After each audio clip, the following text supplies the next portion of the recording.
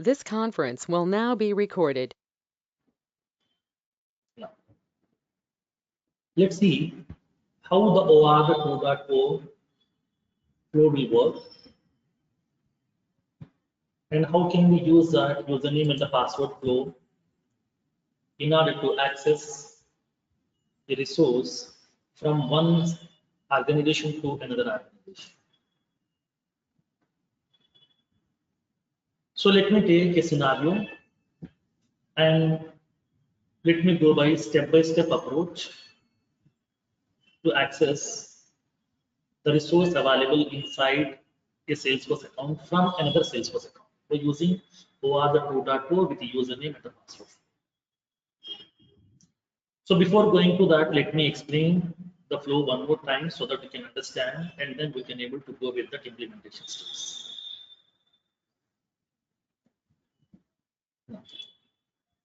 For example, I have the two organizations or the two applications or two systems, whatever.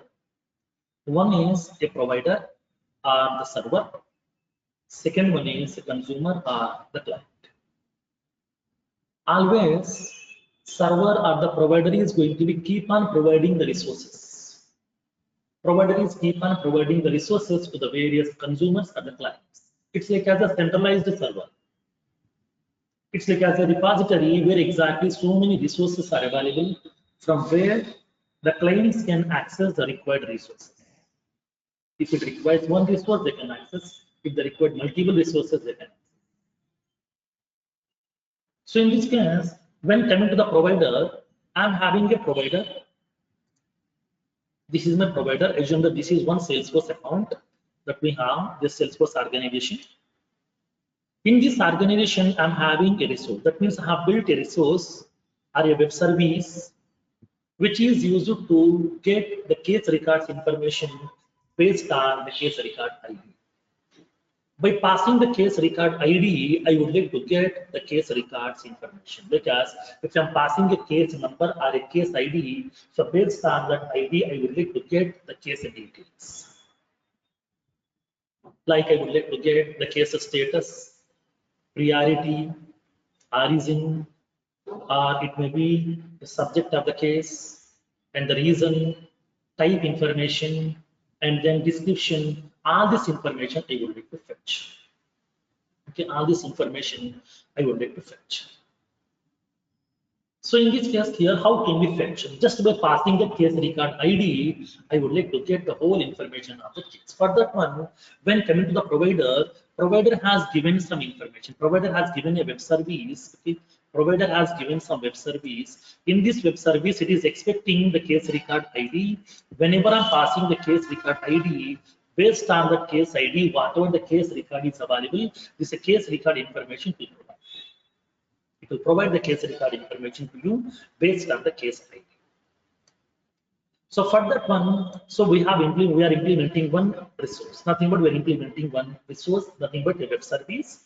So which will be receiving the case record ID. Based on that case record ID, now this resource is going to be searching for the respective case, that entire case information it is returning to the consumer or the client. Now, so, but this particular web service is very, very confidential, okay, which is very, very restricted web service, so that other people can't access. So now to protect this one, they have used an authorization server, and then they have protected this particular resource with the help of OAuth 2.0 authentication.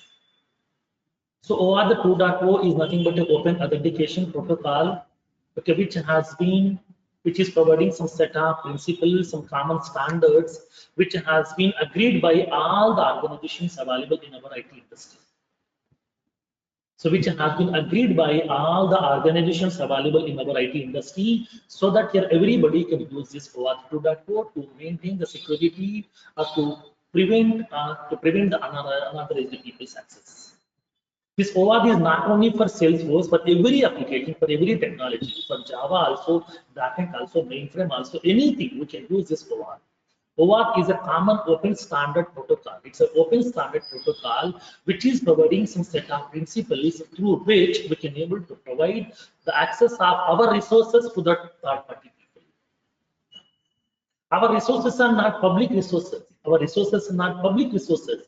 These are protected resources, nothing but completely restricted are the secured resources, which I don't want to make it exposed to all the people. Only the authorized people can able to access the resource. Other people can't access.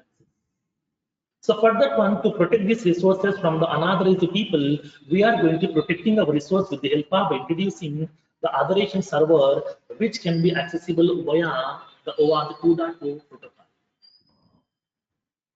So in this case, whenever if anybody wants to access my resource, directly they can't access my resource. Even though they're aware of my application path, even though they're aware of my application resource URL, they can't access directly. Okay, they can't access that directly.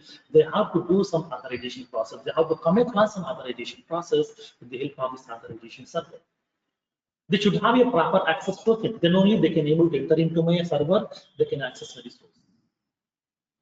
So whenever if they wants to show their identity, whenever they has to get authorized, then first of all, they have to connect to the authorization server by passing some input. That input also we are going to provide. Nothing but only the authorized members are available. Only the authenticated people are available.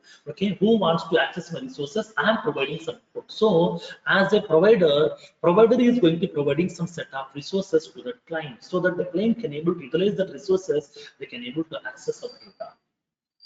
So for that reason, at the client side, what needs to be done?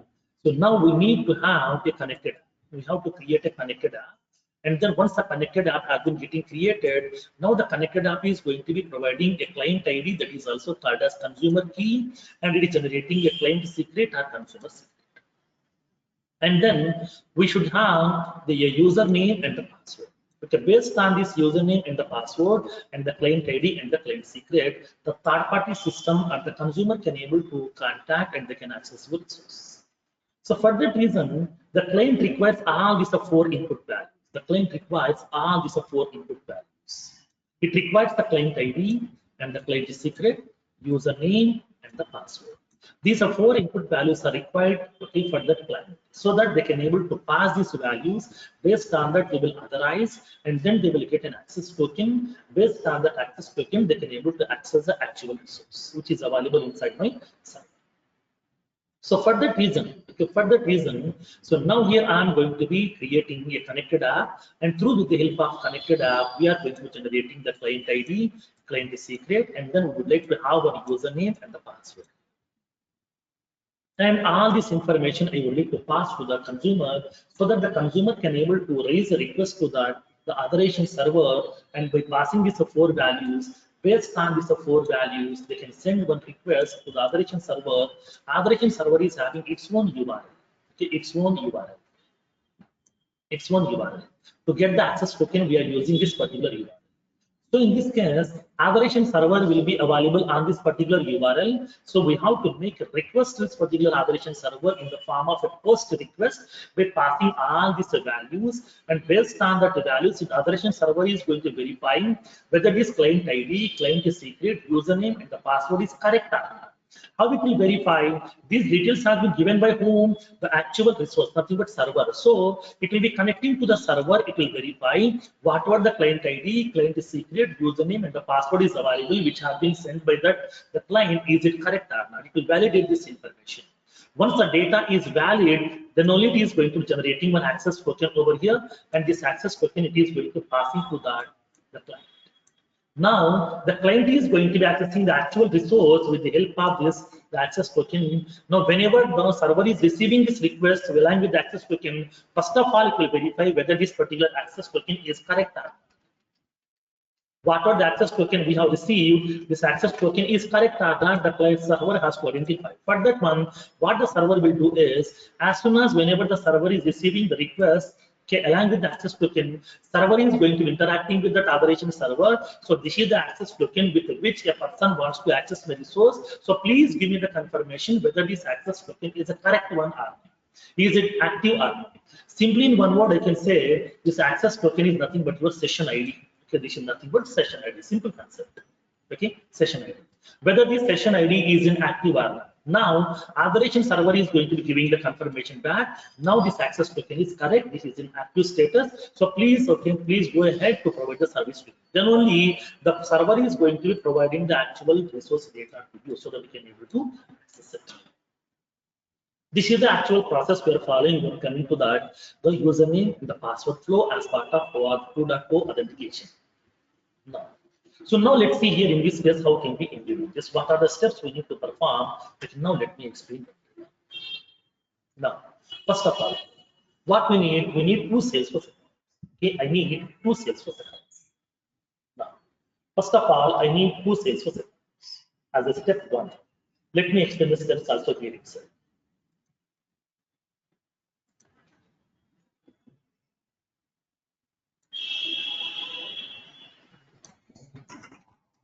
Step one.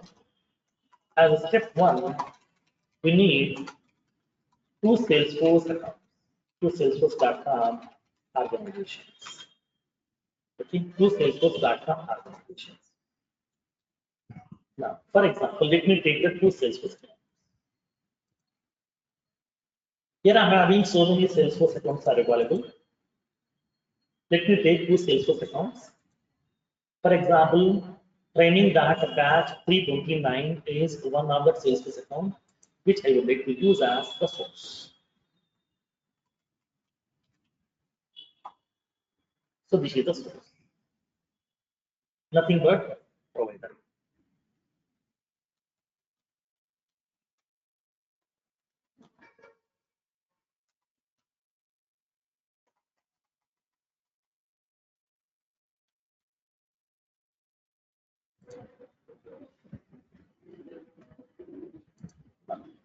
So this is my source. So this is Salesforce account, okay, 329, okay, which is my provider. Okay. Now, and then let me take one more Salesforce account. I'm using a different browser now.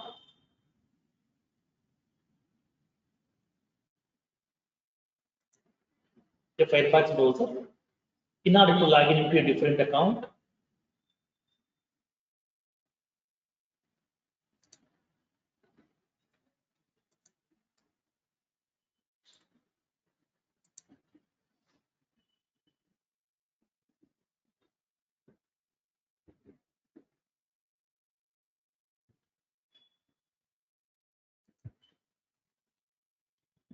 finding that batch 330 at the rate some CIS.com.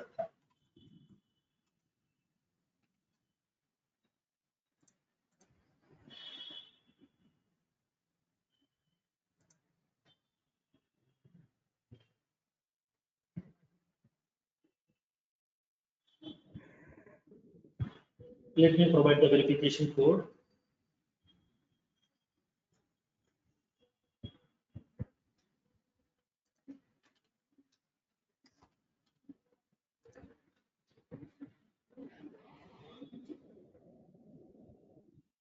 Now, so this is another Salesforce account which is training that batch to 330.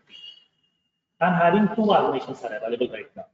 Training that batch 329, training that batch okay 330. Two Salesforce accounts are available.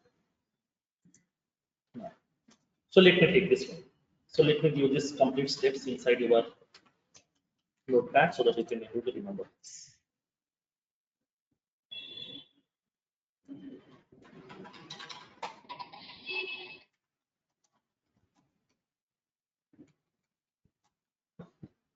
I will step now. We need two Salesforce.com organizations. I'm having the two Salesforce accounts. I'm using one provider, the server. The second one, consumer, the cloud. Provider is training that batch 329 at the rate CIS.com, and the consumer is training that batch 330 at the rate CIS.com. These are the two separate accounts. So let me explain the step. The steps are very, very important. If you know the step, then implementation is very simple. Nothing else. As a step. So what needs to be done here? Let me explain the diagram, and then to the diagram, let me explain the steps. Now I'm having two organizations. One is consumer, second one is provider. Both are there. Now in this way, in this particular resource server, that means inside the server, we need to implement one web service. That means which service you are going to be exposing to the third party people. So we have to provide a web service first. Okay. Now as a step 2, create the web service. Okay. Create the web service to expose to the third party. To the third party system. Now, where inside the provider side? Okay, inside the provider side. So here I'm indicating clearly. The provider side, create a web service. For example, I want to create a web service in order to get some case records information. In order to get some case records information, I would like to expose a web service. For example, I'm creating the web service like at the REST resource. I'm indicating the URL mapping / case manager service / start. I'm preparing a web service. Global class case service. I'm indicating HTTP. I'm preparing a method global static. I'm going to be indicating that I would like to get the case record information. Case, I want to return the complete case record information over here.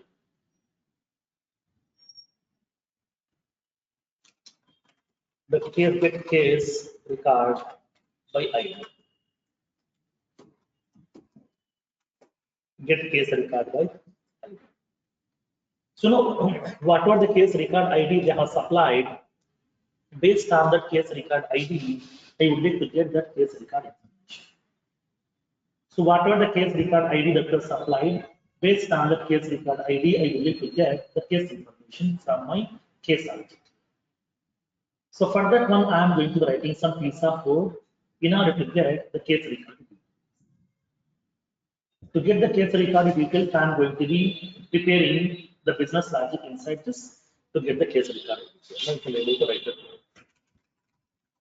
Write the code to get case details based on the ID. Now, in this case, I am using this map of string comma string map params equals to REST context dot request dot params. From that one, I am going to be collecting the case record ID, and then based on the case ID, I would like to return the case record. Now, I'm indicating case record equals to I'm fetching the case record. Select ID of the case and the case status and the priority, and then type, reason, origin, subject, description,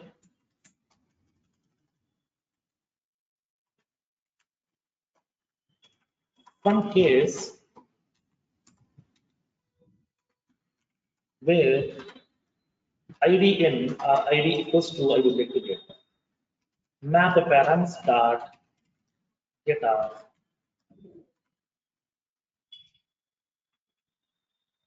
so whatever the parameters are available which we have supplied based on the case record ID, I am going to be collecting the case record and returning this case return the case. I'm returning the case record. So this is my web service. So as a step 2, inside your provider, we have to prepare the service which you are going to expose. Now, whenever you are exposing this particular service to the particular third party, how the third party people can able to access In order to access the third-party people, we are going to be protecting our resource with the help of authorization server. As of now, what we have, I'm having a server. In this server, I'm having a web service. Okay, I'm having a web service. How you can able to access this web service here? What is the URL to access this web service? It is called as endpoint. So what is the URL for this web service? HTTPS. For example, it is some ap16.salesforce.com/services/apex/case manager service. Okay, case manager service. This is the endpoint URL. In order to access this particular web service, we have to use this particular URL. Okay. Next one. So after that, what needs to be done? So now whenever we are exposing this particular web service to the third-party people, to the third-party organizations, so at that time, if third-party people wants to access this one, then directly they can't access. It's not an open web service, it's a restricted one, it's a secured one.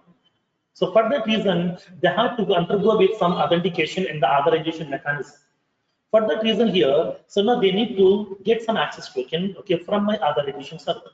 So that I need to provide some required resources to that client. So inside the provider side, we need to create a connector. Okay. Now, as a step 3, at the provider side.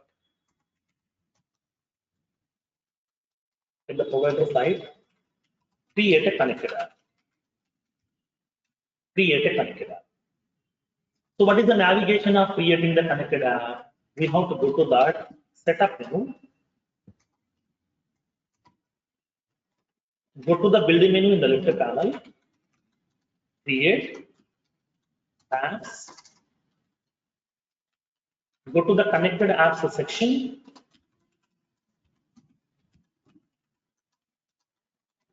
Click on new button in order to create a new connected app. Okay, click on new button to create a connected app. Upon creating the connected app, you have to specify that various details here. Okay, various details. Like you can specify, enter the connected app name, description, enter the callback URL. This is also called as a redirect URL. Redirect URL. Enter the email ID. Enter the email ID. And then grant the permissions. Grant the permissions. It has full permissions you can grant.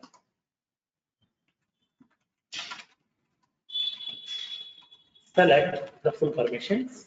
In order to grant the permissions on our resource to the third-party people, grant the permissions over there, and then click on Save button. Click on Save. Now, the observation is it will create a connected app. It will create a connected app,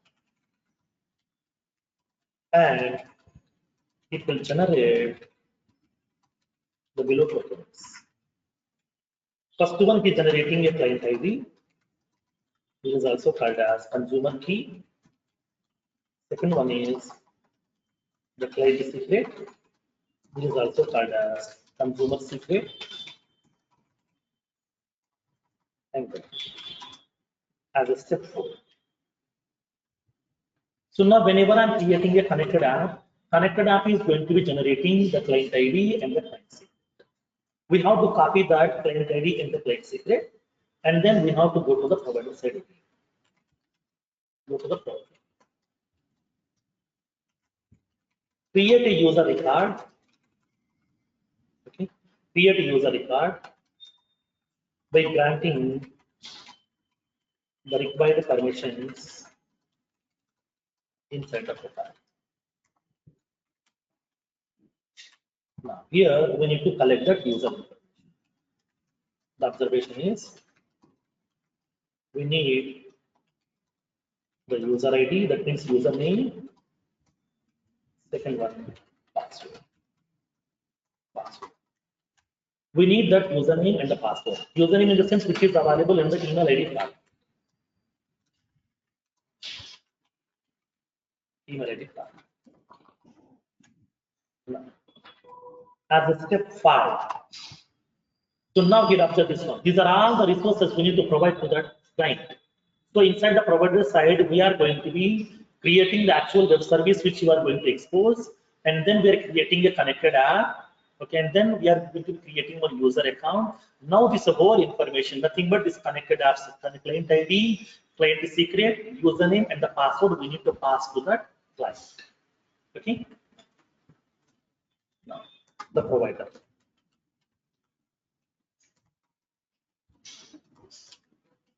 Supply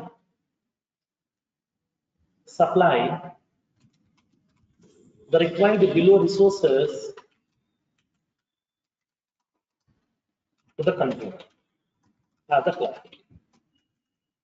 The first one is client ID, the consumer key. Second one is the client secret,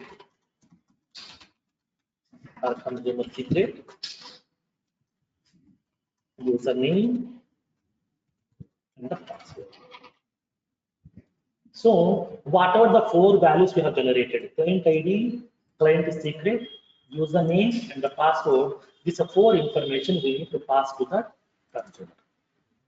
Now with this one, consumer part is over. So the provider part is over. Now, as a step 6.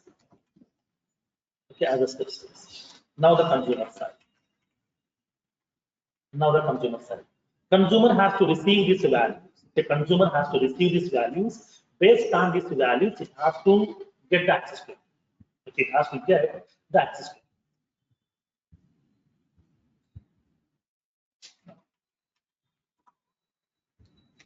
Consumer should use the above provided resources to get authorized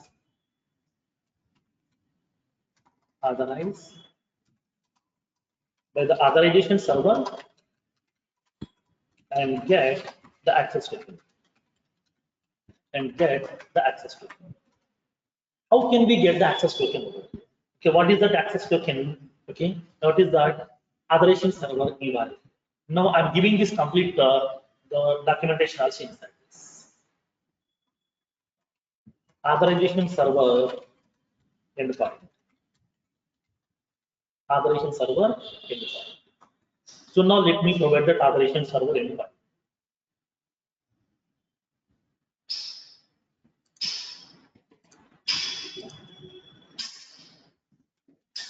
OAuth2.o authorization token endpoint. That's Salesforce.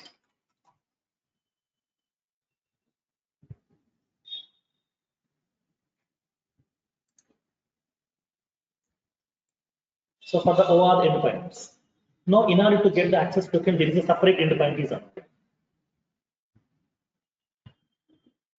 Now, so this is the endpoint. We are having this endpoint. This is the endpoint. Here is the endpoint URL that we have.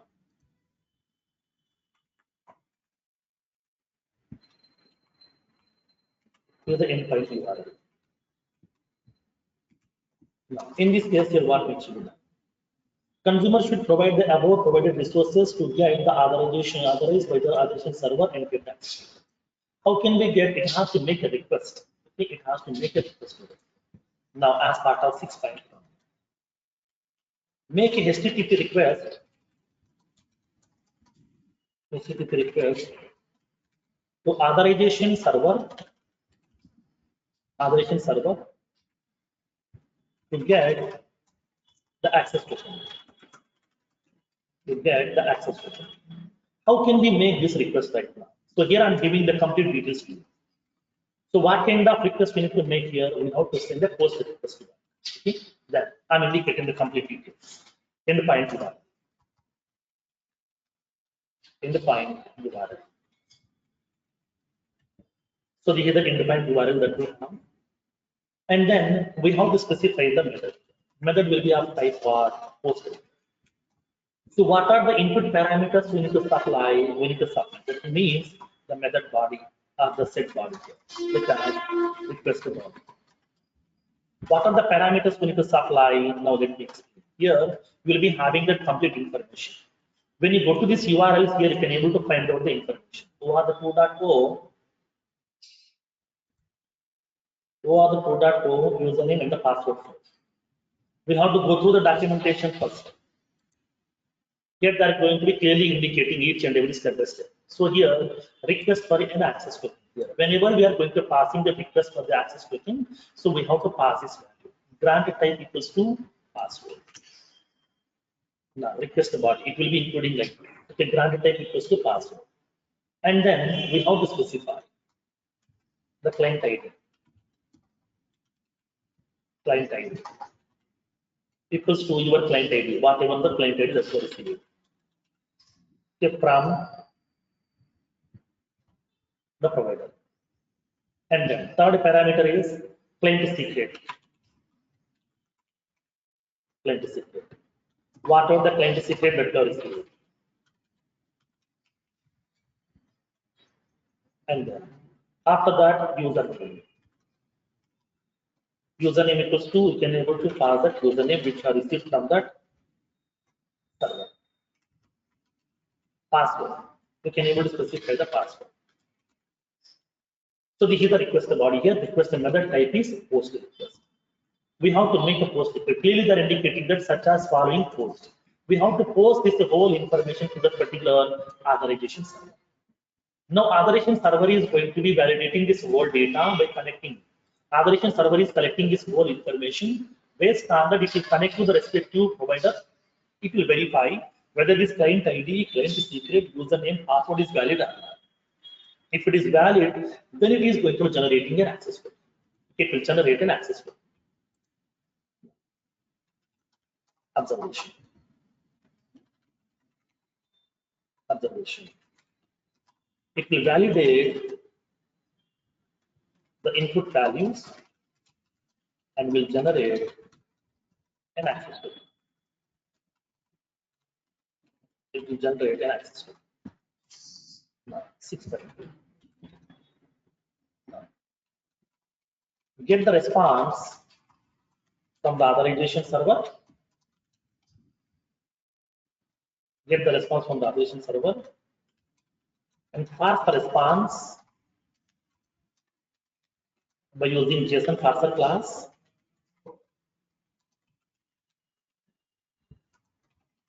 And get the access token. Get the access token. One more point, let me explain clearly. Access token value will not be visible to you on the debug log file. To be frank. Okay. When you try to do this operation through that normal your system.debug statement, your access token value will not be visible to you on the debug log file because of security reasons. We can show this access token only on Visual First pages, not inside your system.debug statement. Even though when you try to print, it won't print that message. If it won't print that message, please simply it will be giving that section ID removed. One message will be getting visible to you because it won't display that the access token inside your system.debug log file. It will be visible to you on the Visual First pages.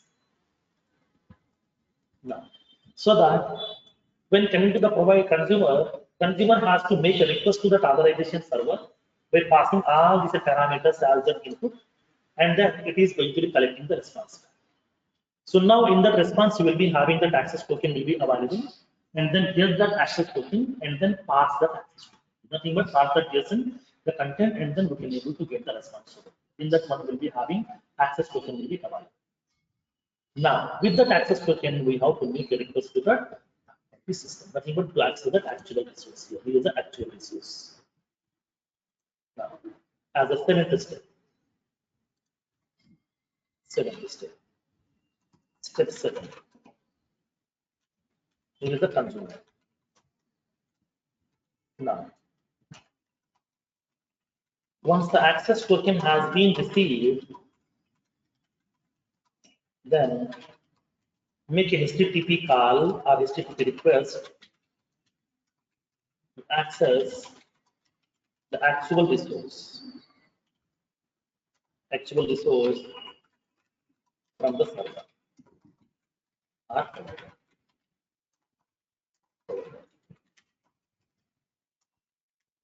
Okay. So in this case, what needs to be done as a 7.1? Now, in this one, what needs to be done? Now we need to prepare the request.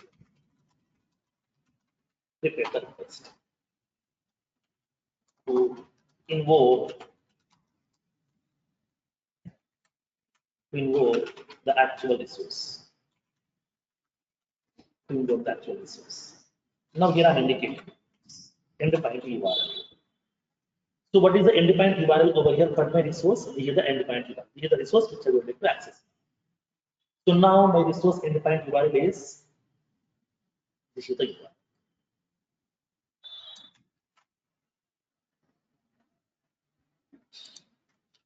Here is the endpoint URL that we are having right now. Here is the endpoint URL. That's it. So now along with that, we need to append that. Okay.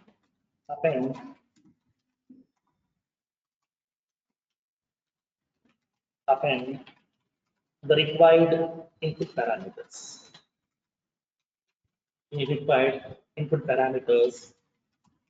Along with the resource URL.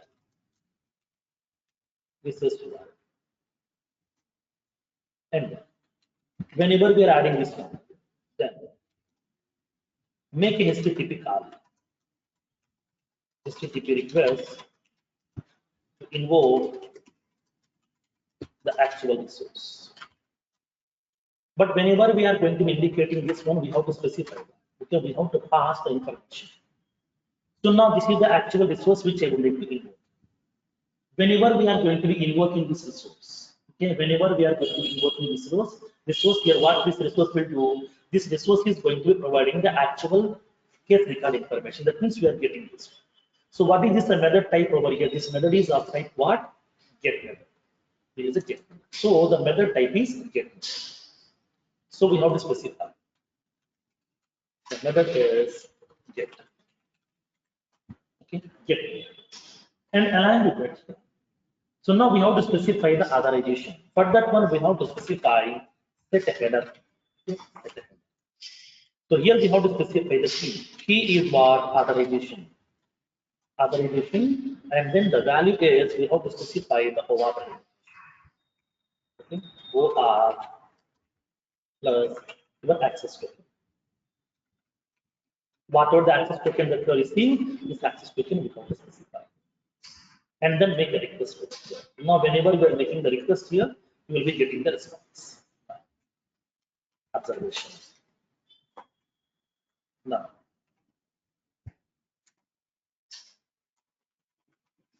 send the request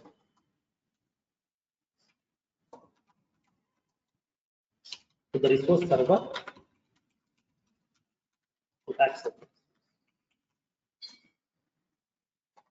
7.2. Get the response from the resource server.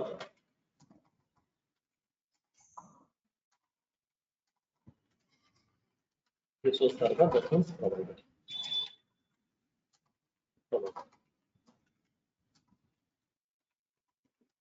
Get the response by using HTTP response class.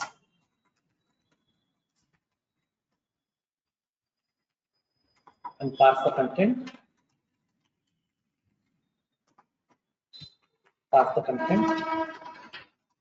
By using JSON parser class. And then show the content at the video page. These are the 7 steps has to be get involved. Okay, these are the 7 steps has to be get involved first.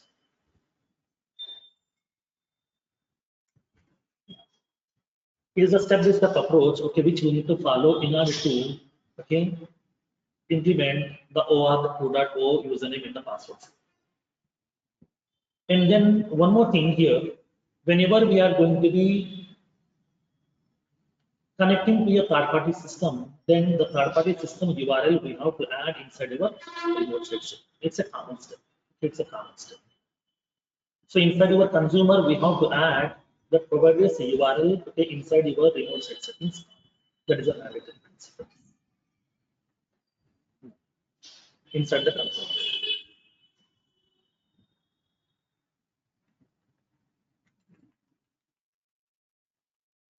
Here I am indicating. Read.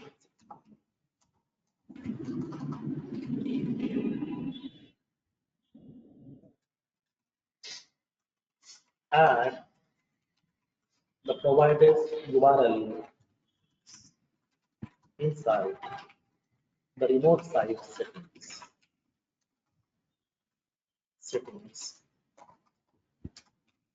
Add the provider's URL inside the remote site settings.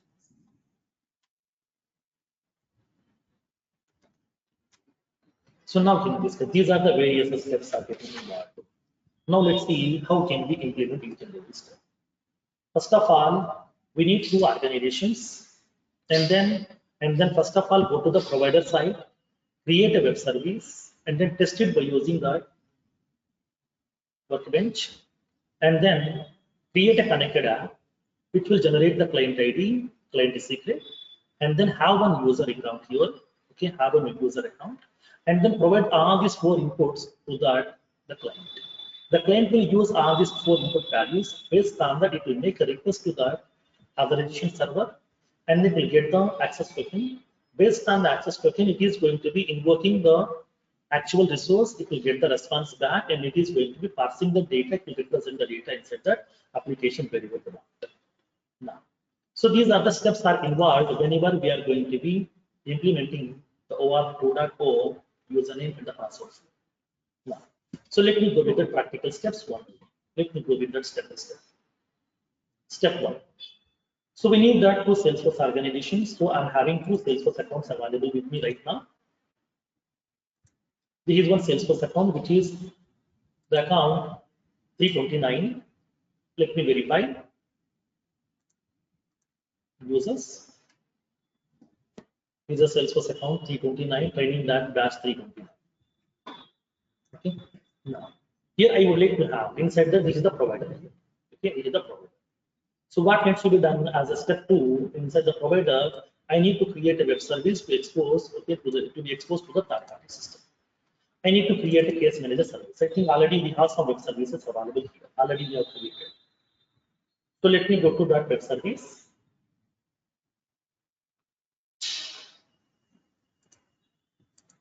Go to the developer console. Let me verify the web services, whatever we have.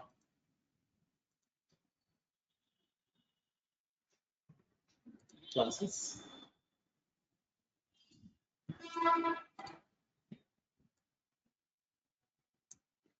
Case manager service. We are having this resource. Do we have any get? Yes, right. Here we are having it. It is providing some list of cases. But I want a service in order to get only one case information.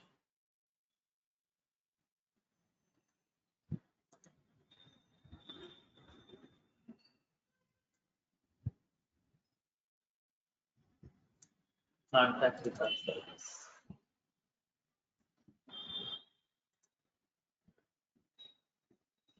Okay, let me go with the service here. Let me create a service inside this.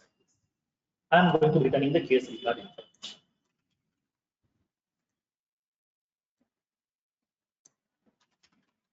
Get case record by ID. Get case record by ID. So here I am going to be collecting the case information. So now here in this case, what needs to be done is I would like to use that map collection. Map of string color string. Map params equals to just the context dot equals to dot params. Now based on that, I would like to collect the case record. Case record. Case record. I'm collecting the case number origin, status, type, reason, subject, and the description. From the case where ID equals to map params dot data, whatever the case record ID has been getting supplied based on the case ID, I am going to be collecting the case record. I am returning the case. This is my web service. Okay, this is my web service. Now, so let me test this web service first, okay, whether it is working properly or not. So this is my case service.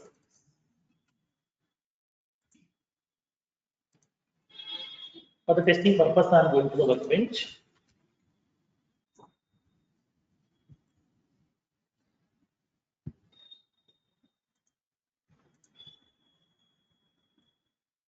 I would like to access the resource.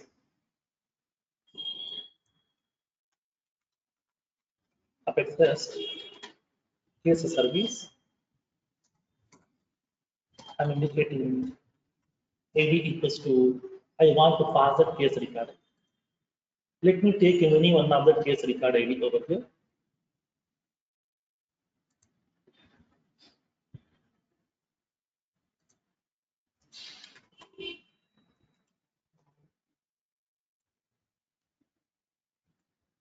I'm passing the case record ID. These are the case details are available. I'm collecting the case record ID. I'm passing it. Execute. Let's verify whether it is returning the case record or not. It is indicated. List has no rows.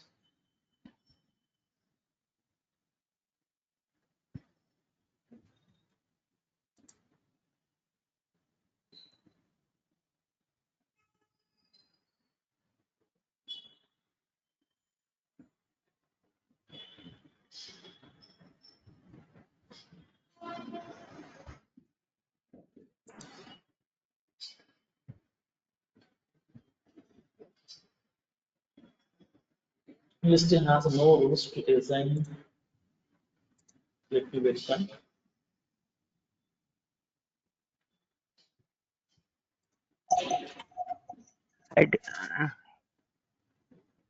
No. So now let me test this one. Click on execute. Now it is collecting the case record information. Because here I am passing the ID, exactly same parameter that should be there inside this. If the case, because if the cases are mismatching, like as if I'm giving like some capital D, it won't fetch. It is comparing with the case sensitivity better in this case. So that when you try to execute now, okay, it will be giving that message Apex error. Because here I have given capital I small d, but here we have given that capital I capital D. So I'm indicating exact matching. Because this is the key. Keys are always unique. Keys are always unique inside your map collection. So now let me execute this one. We can able to collect that case information and able to get the case details. So this is my case service. Now the service is ready. So now as a step 2, we have prepared a case service. Next one, as a step 3, inside the provider site, I need to create a connected app. How to create the connected app? Now let me go to this one, practical.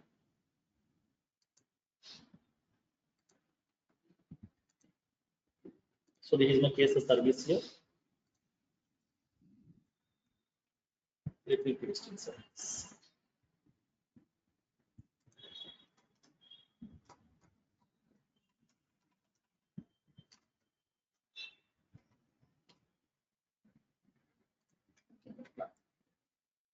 So now here in this case, as a step 3, inside the provider side, we need to create a connector. I'm closing this. This is my provider. Now let's create a connector. How to create a connected app? Now let's go to that build menu. Click on create apps. As of now, we have created some custom applications. Now, when you come down, you will be having an option called as connected apps section. Go to the connected apps section. Connected apps are nothing but the special applications which are used to invoke your RESTful web services through OAuth authentication. Now, so now click on new button to create a connected app. Now it is asking you to specify the connected app name. I'm providing the connected app name like as OAuth username password app. Okay, OAuth username password. Now the contact email ID. I'm indicating my email ID.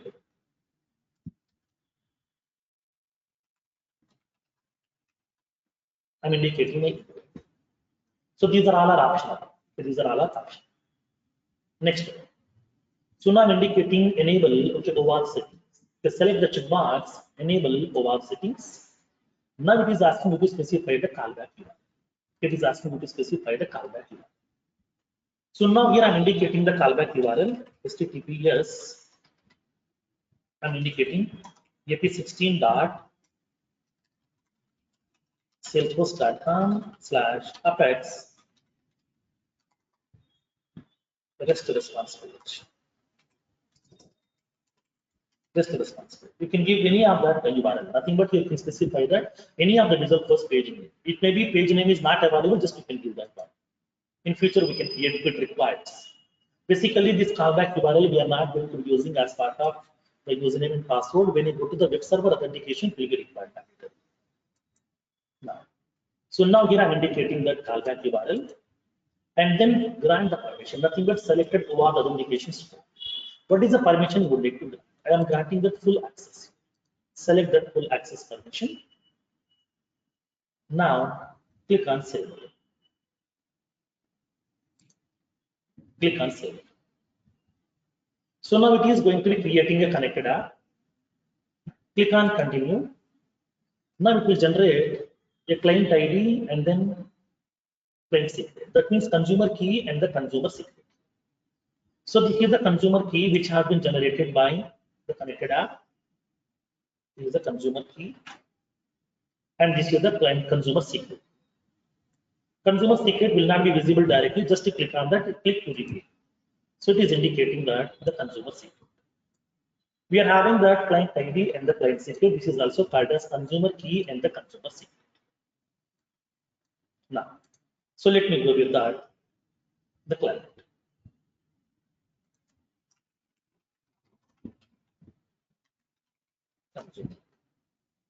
Here I'm having that client ID. Client ID consumer client secret. Consumer secret. Let me place this values. Now this is the consumer key.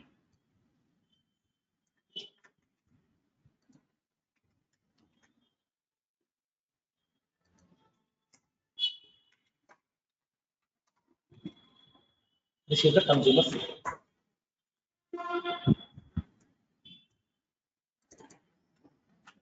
Consumer secret.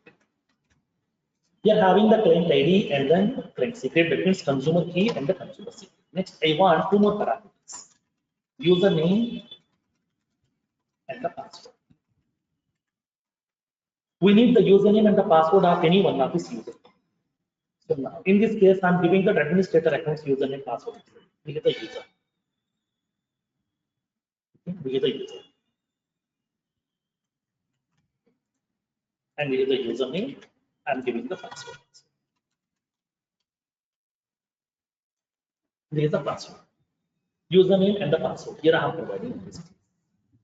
These are the four input parameters. Now the consumer has to, so the provider has to provide to the consumer.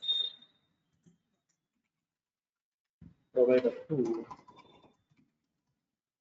consumer. Okay.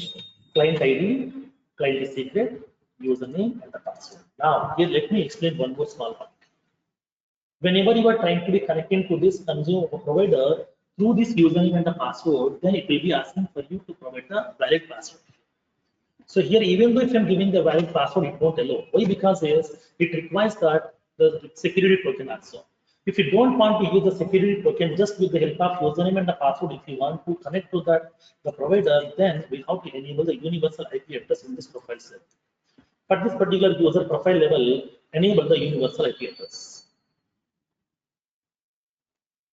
Go to the universal IP address, login IP ranges, and the universal IP address. 0000 255 255 255 255. Okay, and the universal IP address. Inside that, the provider's user. Whatever the username and the password that was supplied for this user, we are enabling that universal IP address so that just by using the password itself, the consumer can able to connect. Suppose if the universal IP address is not configured, then we require password along with that security token also. This is the fundamental principle. Without the security token, if you want to connect to that third-party system, then we need to enable that universal IP address for this particular business profile. Okay. Now here from the provider side, we are ready. Okay, we are done with this all these four steps. Provider has implemented that the web service. He has prepared a connected app, generated the client ID and the client secret, and then username and the password. Everything is ready. Now we are passing all these values to my consumer. Now the consumer has to prepare the request to connect to the authorization server, get that access token. Okay, now let's come to that consumer part. So now let's come to the consumer part. As part of this consumer, what we need to do? First of all, we have to add this provider's URL inside the remote site. Now, let me go to the consumer part. I'm into the consumer part right now. Let's go to that consumer. Go to that security controls. Go to the remote site settings. Add that remote site. Click on new remote site. I'm indicating that OR username password provider.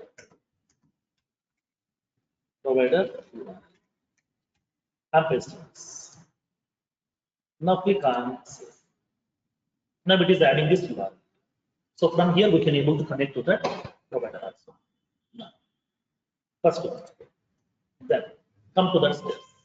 As of now, what we did, we are done with the step 2, we are done with the step 3 also, and we are done with that step 4 also. We are done with that step 5. Now come to that. In the consumer, what needs to be done? We have to prepare a Visual Force page. Through this Visual Force page, we can able to make a request in order to connect to that third-party system, and then we can able to get the access token, and then with that access token, we can able to.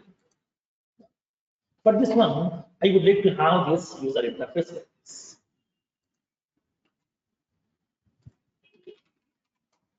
Guys, understood as of now? Are any doubts or any confusions?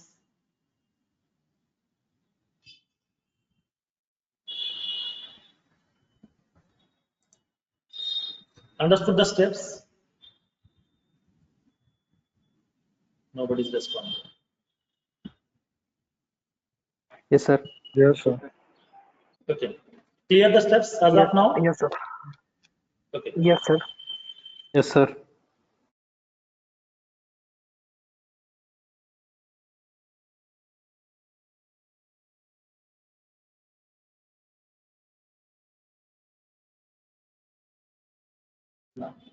Now I would like to have the user interface like this. I'm designing a Visual Force page.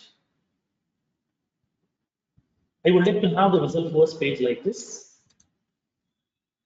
In this Visual Force page, I would like to provide a search functionality because based on the case record ID, we can fetch the case information.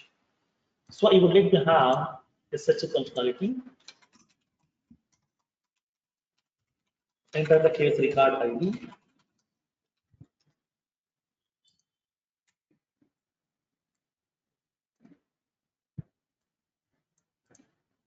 I'm pasting one text box. I'm pasting one text box over here. And then I'm pressing one button control, get details.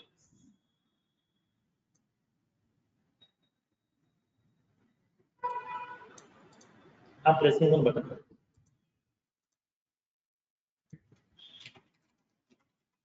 get details.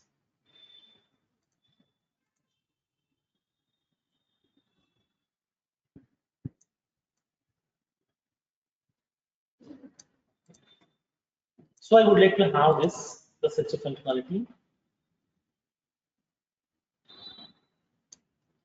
So now I'm having the case ID. I would like to have a text box. Here I'm placing some watermark also. Enter case record ID. Based on that case record ID, I would like to fetch the case information. So what are the case details I have collected? That case details I want to show inside a separate page blank section. I would like to have a separate page blank section. In that one, I would like to display this information.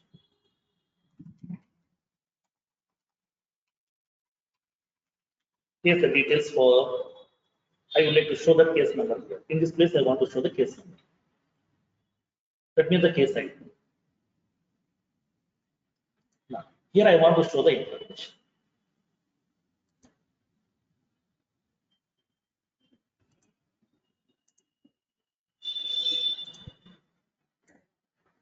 Here I would like to show the case information.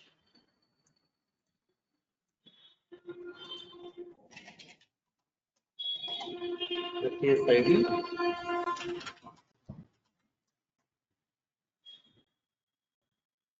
And then I would like to specify the case number. And then I would like to specify the type and the reason. And I would like to specify the status of the case, origin of the case subject,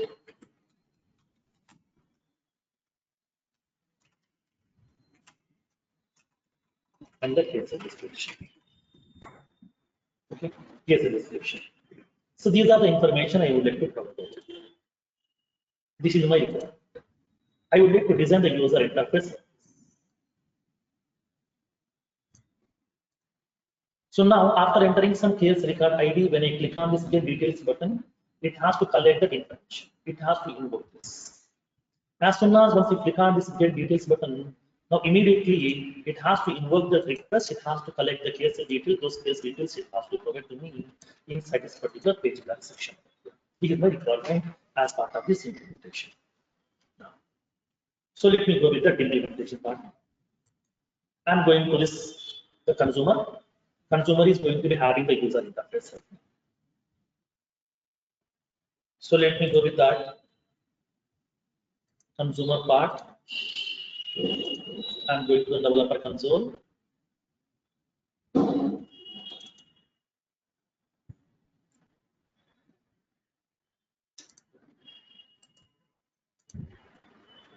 So let me go with that.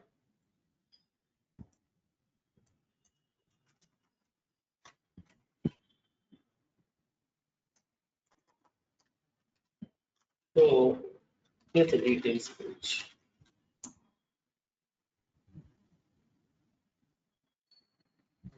I need to enable this.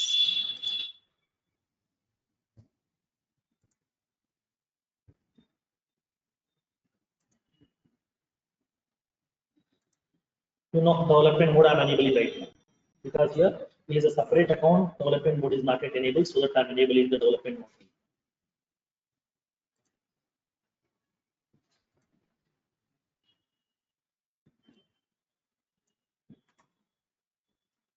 Apex, I'm creating the showcase the details page. This is a Firefox browser I'm using right now. That means it's a consumer. I'm designing the visual first page.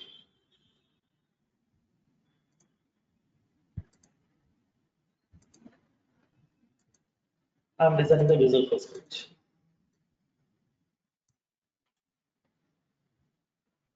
I'm giving the default properties. Setup equals to false. Header equals to false. Show header equals to true. Tab style equals to I would like to use the solution object abstract, and then I'm in affects section header, title, case, subtitle,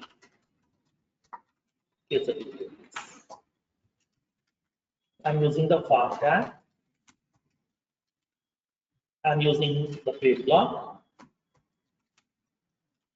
I'm giving the title property, case details block. I'm having the page block section, page block section. I'm indicating the title, search case details. The number of columns equals to 2, and the collapsible equals to 4. And I'm placing the text box, input text, label equals to enter case record ID. I'm indicating the watermark HTML placeholder, enter case ID, and I'm using the button control, command button, value equals to get details. Now, to represent the result here, to represent the result, I would like to use another. To represent the result, I would like to use another page. So here I'm creating one more page block. Page block. Title equals to the case details. I'm indicating ID equals to G block. To refresh this part, I'm indicating the page block section. Okay. I'm indicating the page block section. Here I'm preparing the page block section. Title equals to case details. Number of columns equals to 2. And then I would like to indicate the collapsible. Collapsible equals to false. Thank you. I would like to have one more page block.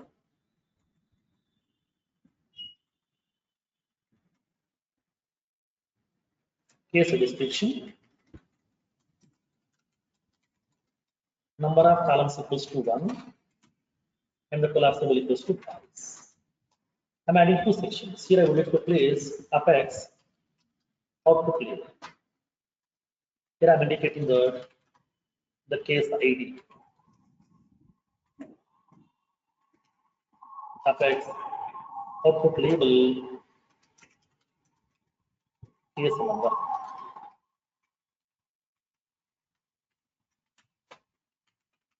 Apex output label case status.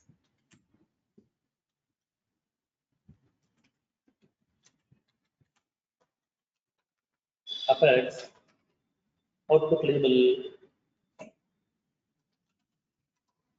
case REC. Apex output label case type. Apex output label case reason. And here I would like to display the description. Apex output label case subject. Apex output label case description. This whole information I want to show in the form of the bold format and indicate this.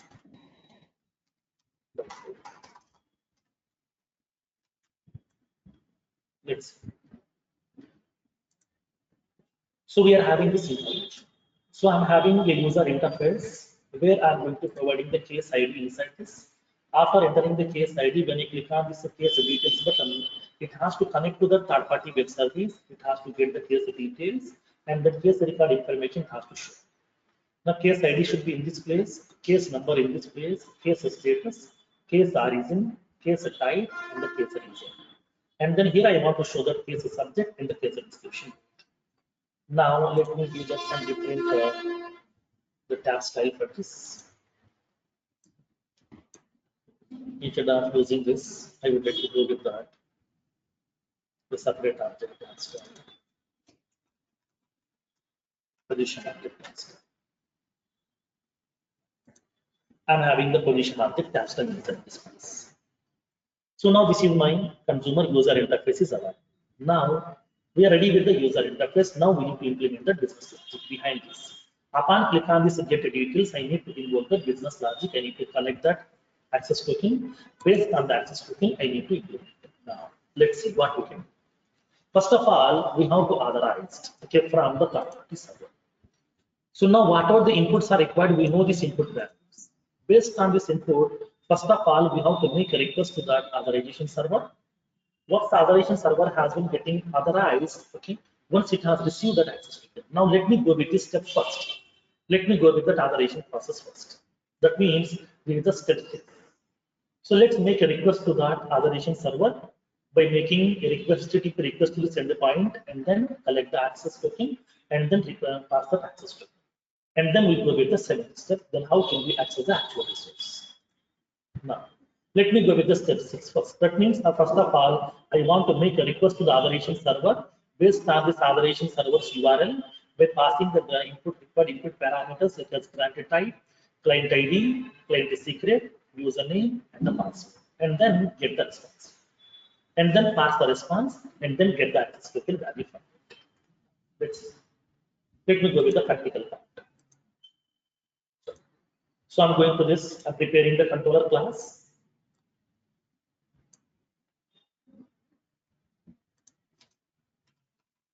Controller, I'm going to be indicating the showcase the details controller. I'm creating a class. Showcase the details controller. I would like to implement the business logic inside this. I would like to implement the business logic inside this. So now I would like to write the business logic by using developer console because there will be getting the intelligence feature also. So we no need to remember the codes.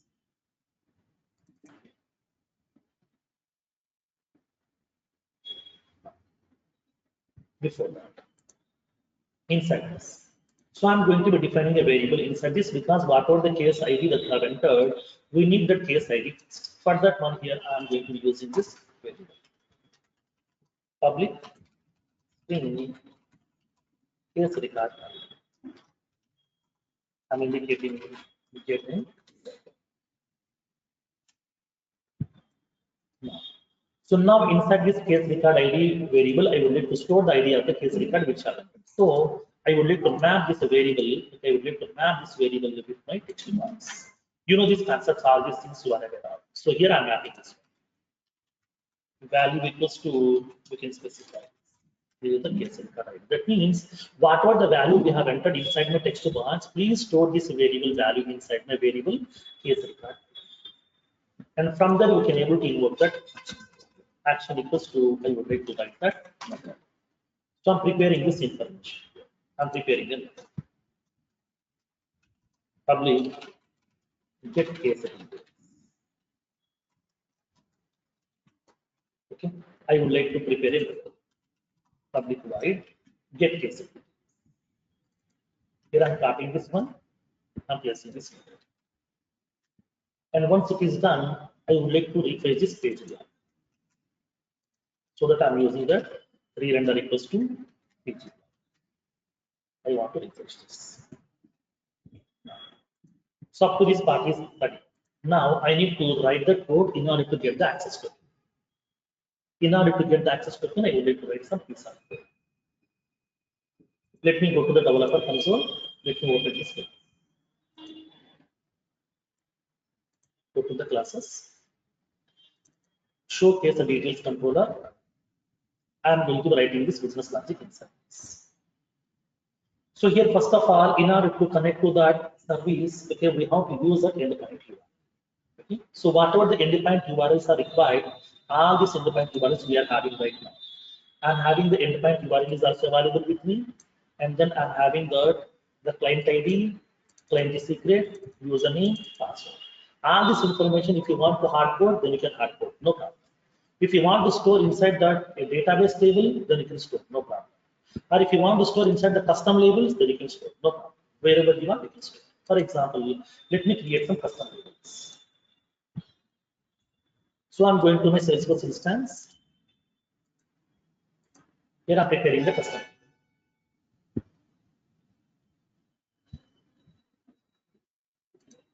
Create custom. I'm creating a custom label. I'm indicating the OR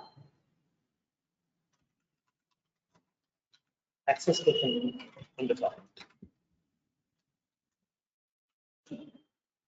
So this is the parameter. This is the access token.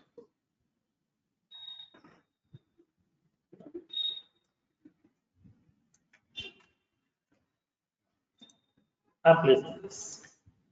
This is the OR access token independent URL.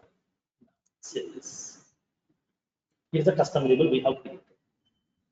Next, second custom. Create a new custom label.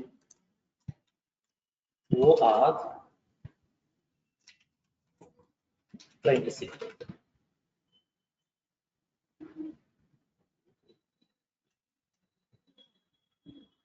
Some consumer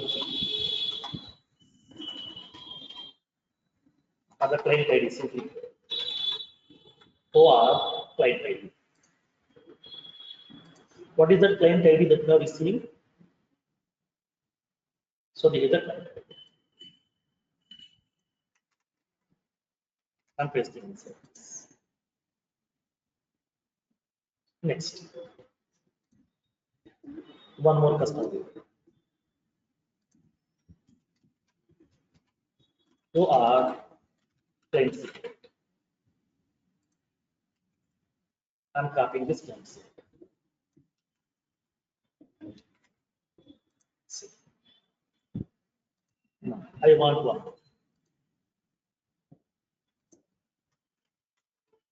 OR user. I'm placing this user.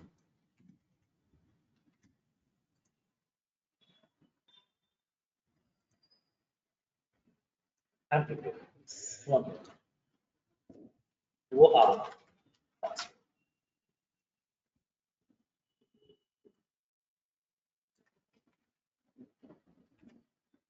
Password. Save. Now, so whatever the input parameters are required, all the input parameters are stored inside the custom labels. Now, here we are going to be accessing this actual endpoint. This is the authorization server endpoint URL. So this is a separate URL, right? To connect to this URL, first of all, we have to add this URL inside the remote section. So I'm adding this URL also inside the remote section.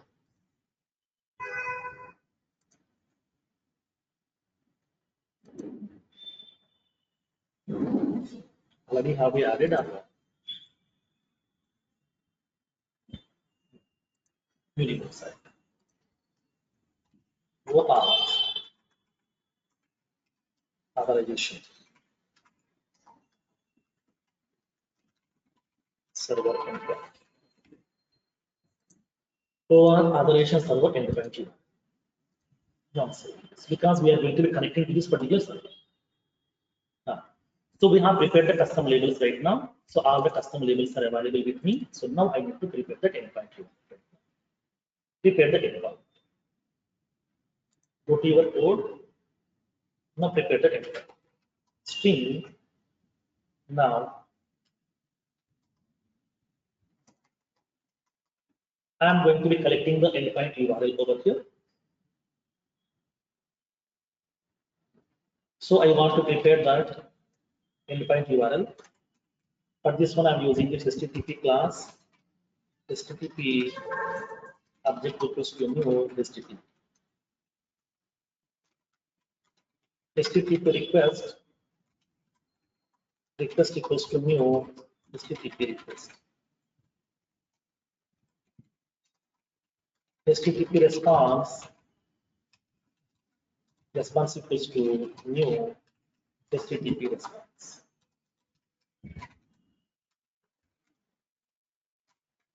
Now, here what needs to be done here in this case first. First of all, we have to prepare the request. In that request, we have to specify the whole information. What is the request body? We have to prepare the request body inside this. Now, string request body. So what is the request body? Request body should be in a specific format. What is the format given by Salesforce? Request body should be in this format. They have given this request body.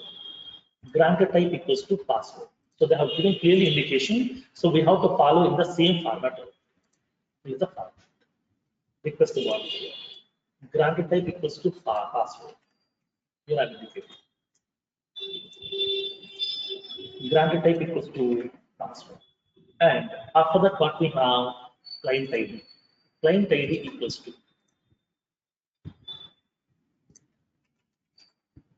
client ID equals to where is my client ID here? I'm having inside the system data. System dot label dot. What is my label name here? What is the label name that I have entered?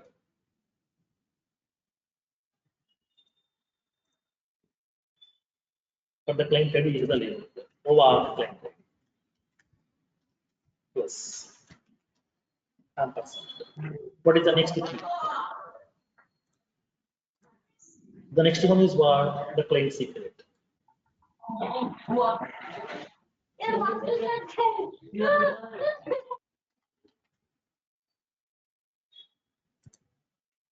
The client secret.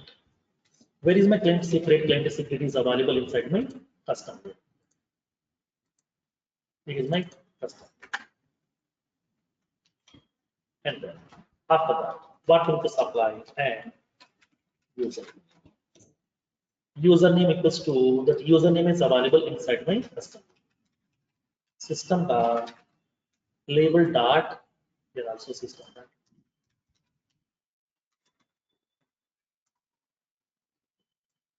system dot label. What is my label name? Username. OAuth user. Here simply we can specify the plus symbols also directly.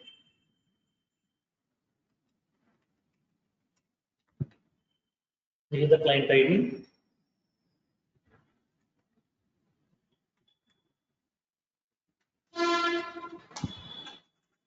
And then client secret. And the username. And then I'm having that another parameter and password. So what is the password here for this one? OAuth password. Okay, password. So I have specified. And my request body is ready. So whatever the format given by Salesforce, in the same format we are going to be invoking the request. Granted type equals to password and client ID equals to the client ID over here. And then we are having the client secret system.label, username system.label here. And then we are having this the password system.label.OAuth. So now my request is ready right now. That means my request body is ready. We need to pass this request body to the request. But what is the endpoint URL? We need to collect the endpoint URL also. I'm indicating request dot set endpoint. So where is the endpoint URL is available? Endpoint URL is available inside the system label. Custom label. System dot label dot. What is the label name? Endpoint URL is available. That's just clicking endpoint URL. Here is the endpoint URL. And then we need to specify the request dot set body. We want to specify set body. What is my body here? This is the body which I'm going to specify. Request body. What is the method type? The method type is post. Request dot set the method type. Set method. This is post. I'm going to post in this request right now. So I'm posting this request right now. My request will be sending to that the specific endpoint, and then I would like to post the request, and then I would like to get the response. So I'm preparing the object, the response object here. This is the response object. Now I would like to invoke this request. How can we invoke? Can invoke the request HTTP object dot set. So what is the request? This is the request here. So request I'm going to invoke. So we'll be getting the response over here. I'm storing the response inside this response object. Response equals to I'm storing this information.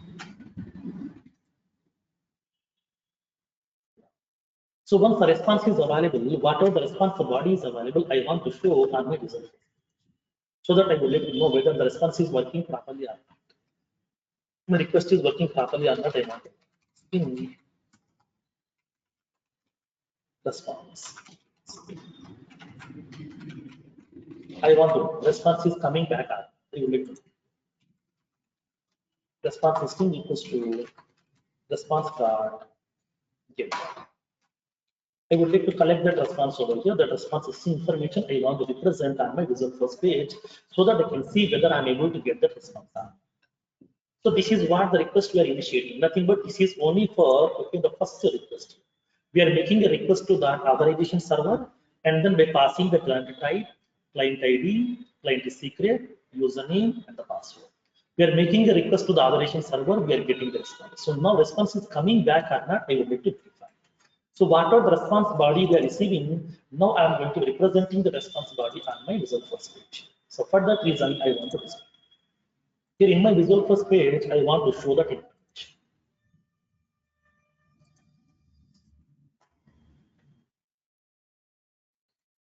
I want to show this information. Response string I want to show. On my visual first page, I want to show this. Here I'm indicating Apex output. Response is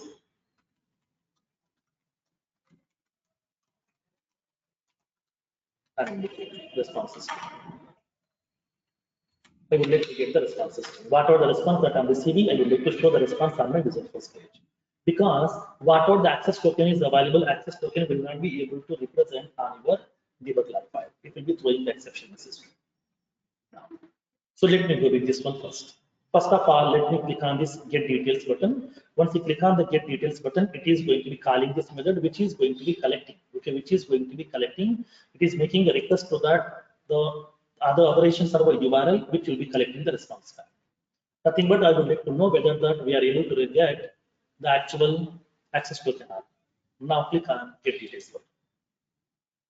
Now it is indicating that we are able to receive the access token also. As soon as once you click on the get details, I'm able to get the access token right now. Response is available.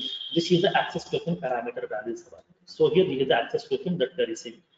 Now I need to collect this access token in order to access the actual resource. Okay, so it is working fine properly. There is no issue. It is working fine. So we are able to receive the access token. Now I want to show the access token separately. For that one, I would like to pass the content. So let me pass this content over. Once the access token is available, then I would like to pass. You know how to pass the content. While I'm clicking system dot JSON dot JSON parser. JSON parser like as access token parser. Here parser equals to system dot JSON dot create parser of response dot get body. So now whatever the response that I have received from that response, I can able to get that response from the body by using get body method. That response I'm going to be passing here by using JSON parser. Now, here I would like to verify this. So while JSON parser, that means a parser that next to token that equals to null. I would like to verify this one. If a parser dot get current token is equals to JSON token dot field name. And that too, if the field name is what is the response that you are receiving? If the field name is access token, this is the access token, this is the key. We have to use this key. And the a parser that get text is equals to access token. Then I would like to get that access token here. A parser dot next to token, I would like to get the value. So I would like to get the value I want to store inside a variable I want to show. I'm defining a variable public string access token. I'm going to be indicating access token string. Access token string equals to a parser get text. I'm collecting the text value. Whatever the access token is available, access token I'm storing inside my access token string variable. So now I would like to collect this access token. I would like to display on the result page. So let me go with the result page.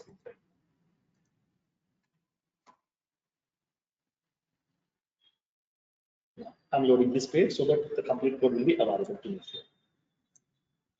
Now I'm having this access token string I want to show on my result page. So here I would like to show. Here I'm indicating the two break lines. I'm indicating append output label. Access token is I want to show.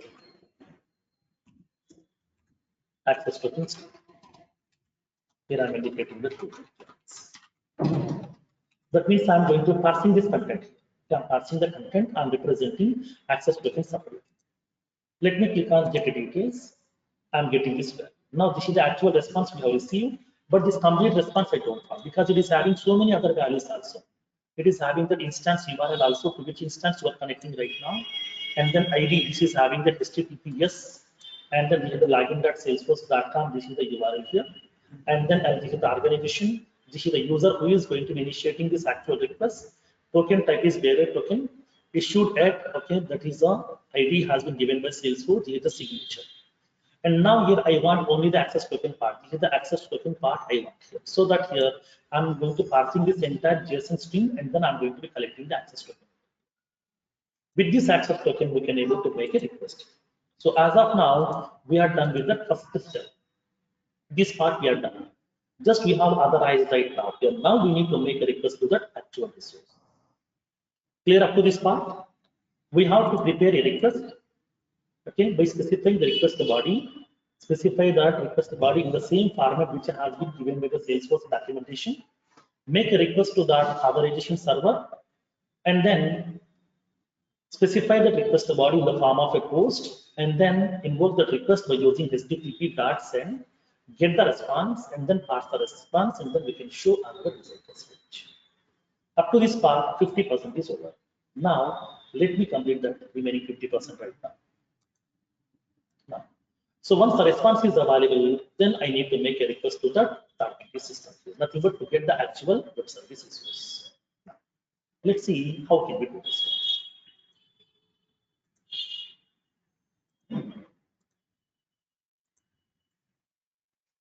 So now, so once the access token is available, then I would like to invoke that actual resource. Then I would like to invoke that actual resource.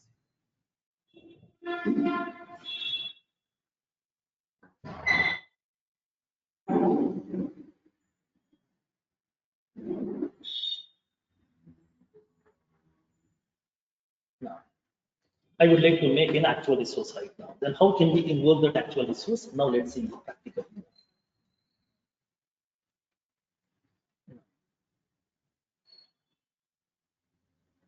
This entire code we can able to write inside a separate method also, no problem.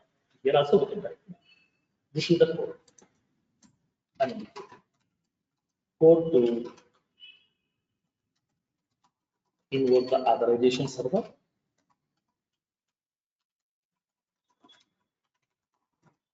And get the access token.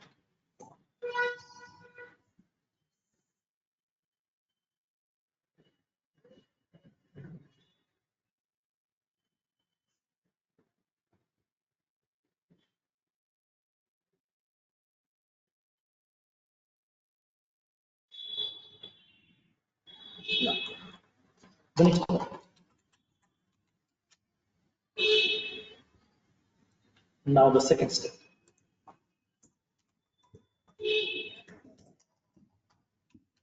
Invoke the actual resource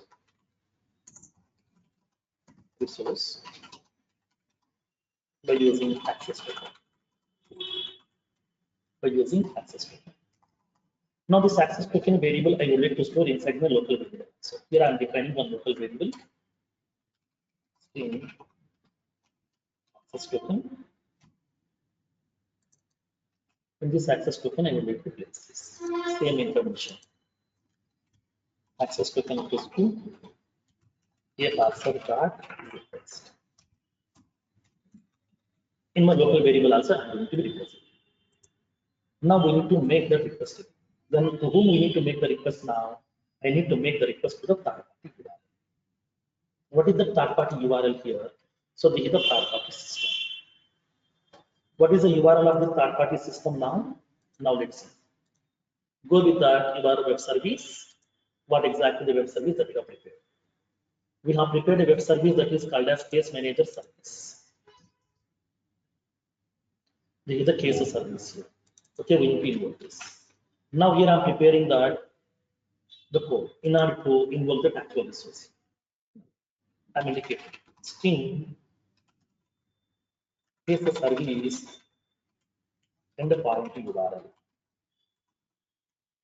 I am indicating HTTP yes ap16.services/apex/rest/case service.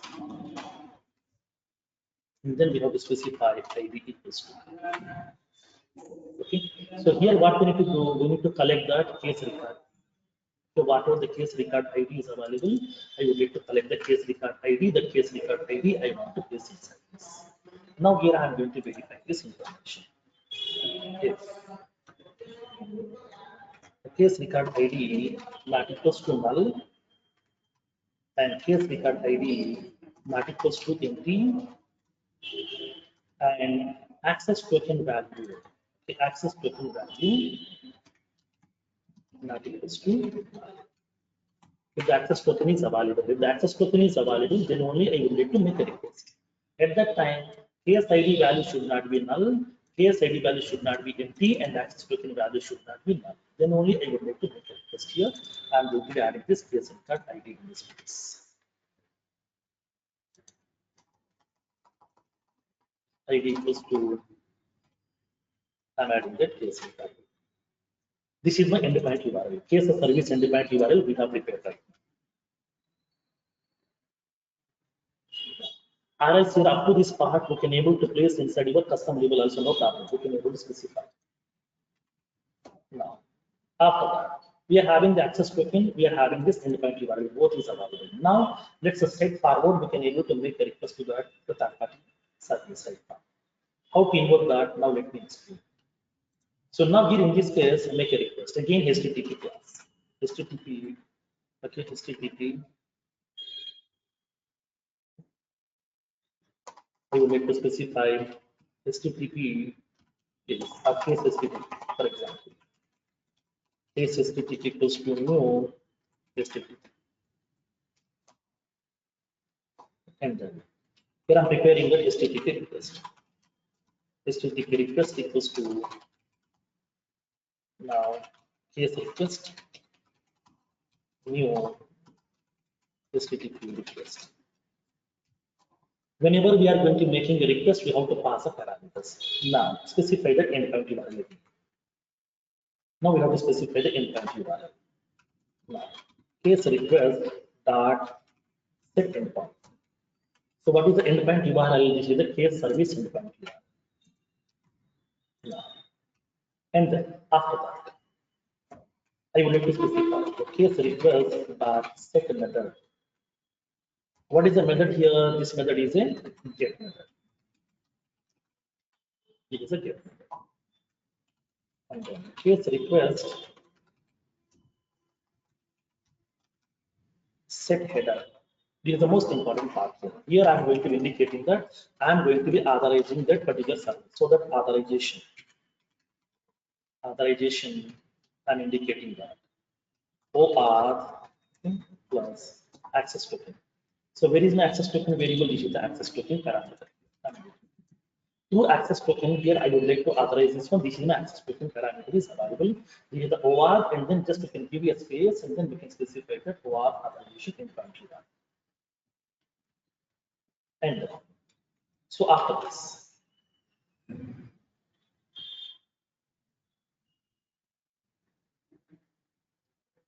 now what is the problem in this case?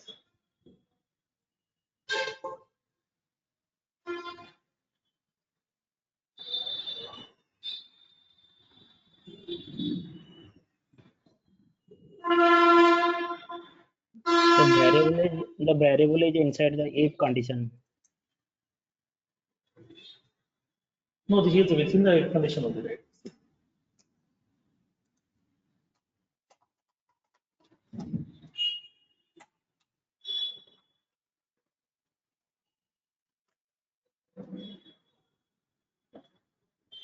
So now here I'm placing this inside the definition. If the case record ID is not null and then not empty and then access token is available, then I'm going to be preparing this with the request. And then here I'm passing the default parameters. And then I need to invoke that request. And then HTTP response.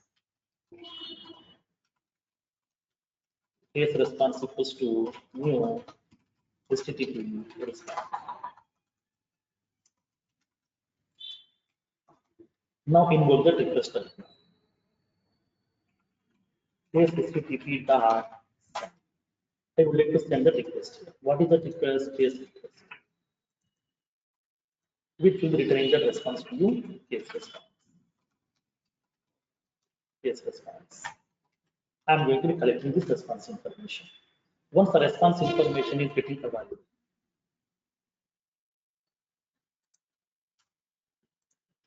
so once the response information is getting available, I want to store the response information inside the string variable. I want to show on my result first. First of all, let me show you on the result first. Public string the case response. I want to store this response on my result first, so that we can able to see whether we are able to receive the response or not. Case response for we are able to get the response string or not. I want to show this result first. That means what here, as a step 2, I am going to be invoking the actual resource. This is my resource URL where exactly the resource is available over here. And then I am going to be specifying this. This is the case, this is the request. In that one, I have specified that independent URL and then method type is get. And the authorization is this is the access token here, which I'm adding the access token to get that actual resource. I'm having the access token also. Now here I'm invoking the request and then I can able to get the response.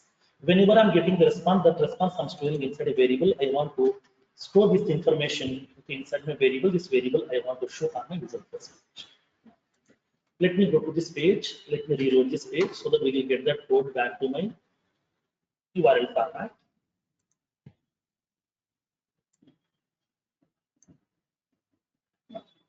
I want to show this response on my result first page. For my confirmation, whether it is working properly or not. Affects output label case responses I want to show.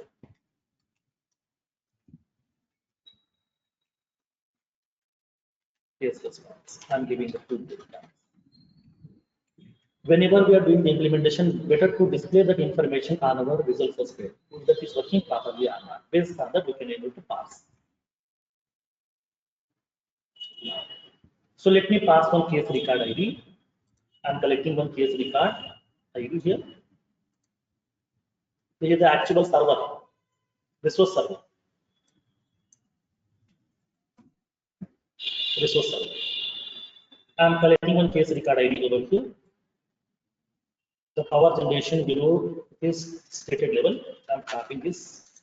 I'm going to the result first page and pasting inside. Click on get details. Now we are able to get the information. It is indicating that this is the access token. We are able to get the case. Type is equals to the case. URL is also available. And then we are having the case record ID is also available. Case number is available. Origin is available. Status is available. Type is available. Reason is available. Subject of the case, the whole information we are able to fetch. That means it is working properly here. It is working fine. We are able to fetch all the details. There is no description is available. So description is not. Let it be. Leave it. No problem. No. So now here in this case, I would like to collect this information I want to fetch. So now I'm able to fetch the details over here. Case details I'm able to fetch. Now I need to pass this content down. Okay, let's pass this content. Again, we have to pass this content. Okay, by using the JSON parser class. See, 2 times we have to pass this content. Pass response. And represent.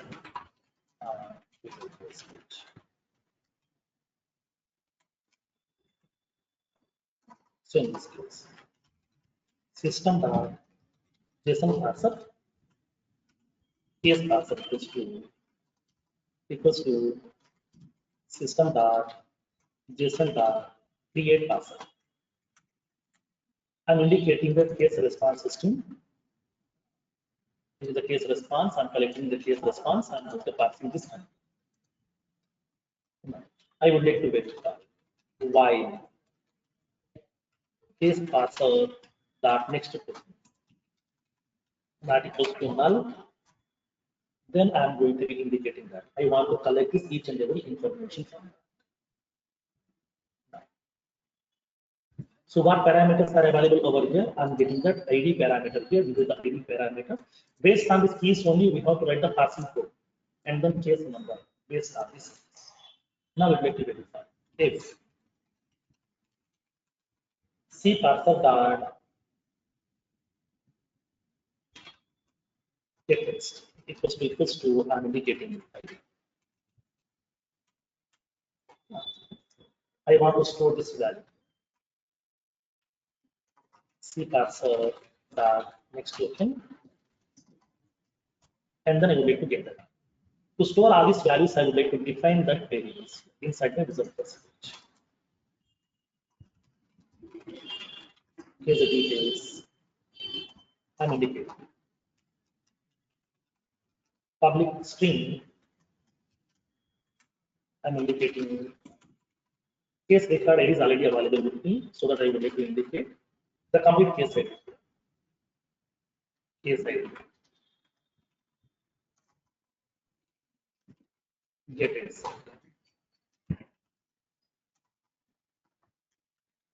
Public string case status. Public string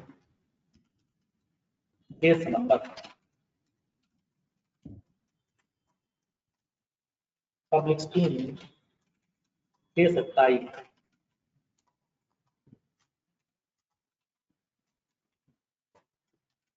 Public string case reason. Public string and the case origin. Public string case subject.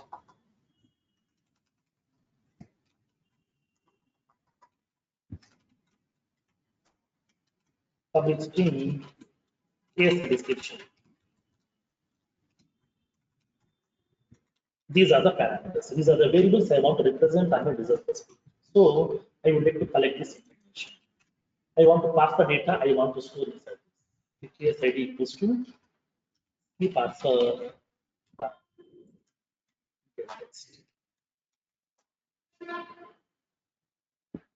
Next one.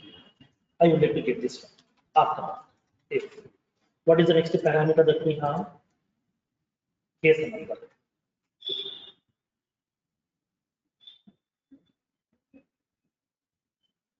Yes. If C parser dot get text is equals to case number. I want to collect this information. C parser dot next input.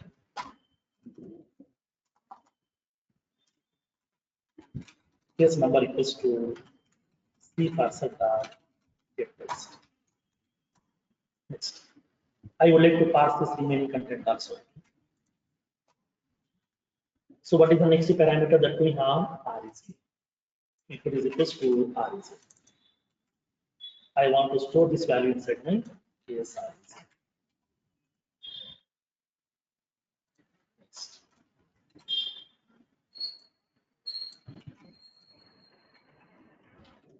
Next one.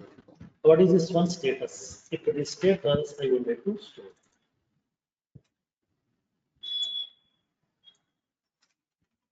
Here's the status.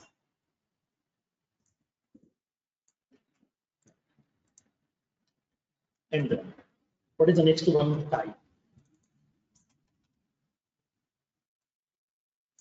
Case type equals to the variable.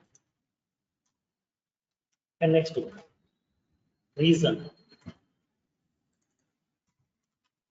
Reason.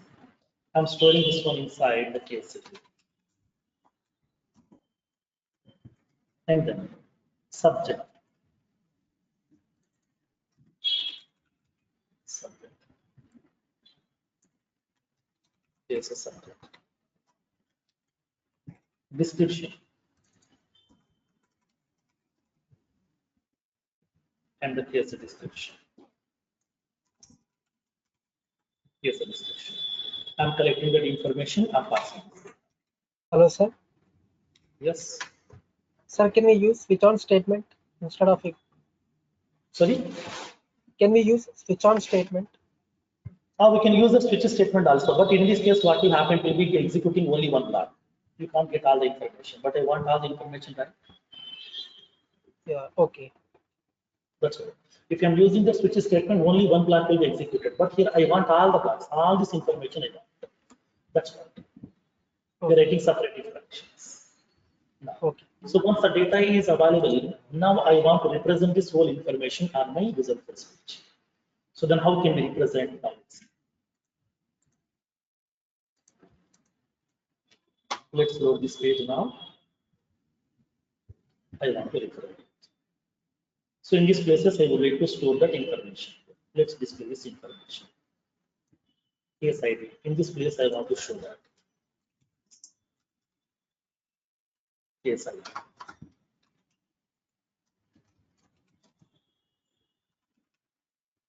Case number. I'm displaying in this place. What are the string variables you have defined? Case status. I'm displaying in this place. Case REC. I'm displaying in this place. Case type in this place. Case reason in this place.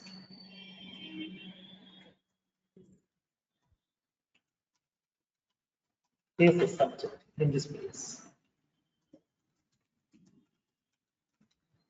Case description in this place. Now I have added all these parameters in this location. Now this content I'm going to be commenting. I'm commenting up to this one. I'm commenting this information. Now my information is ready. Now I want to load a case record information. Let's take any of the case record, whatever we have. Take this case information, case subject details. Take any of the case record.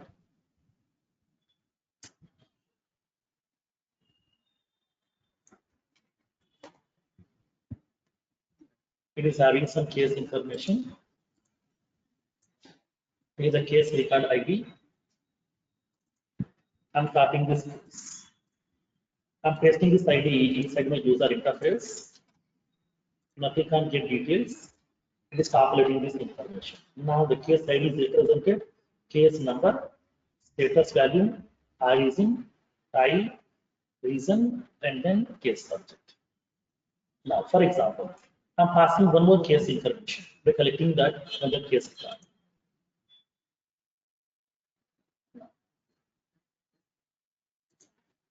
Take this case. I'm passing this case ID.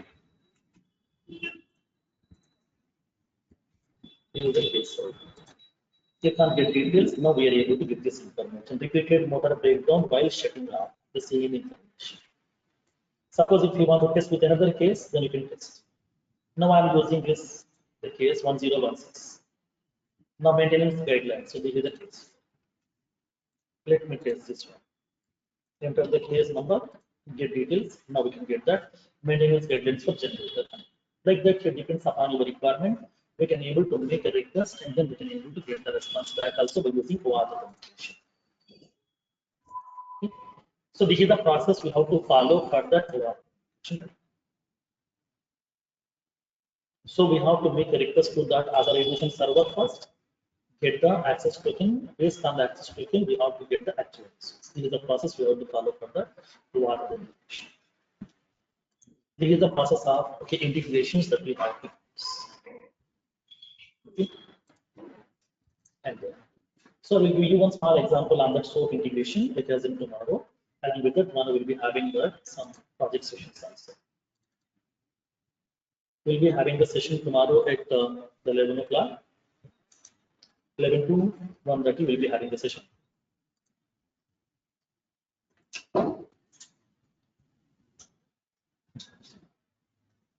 Okay. So do the practice on this one today. Tomorrow I will give you some SOAP the methods how can be implemented SOAP. We'll see that practical. And I will give you one small use case on this one to implement the functionality. Try that one. I will be placing the use case document today inside your Google Drive, then try to implement that so that you will get some complete clarity on this.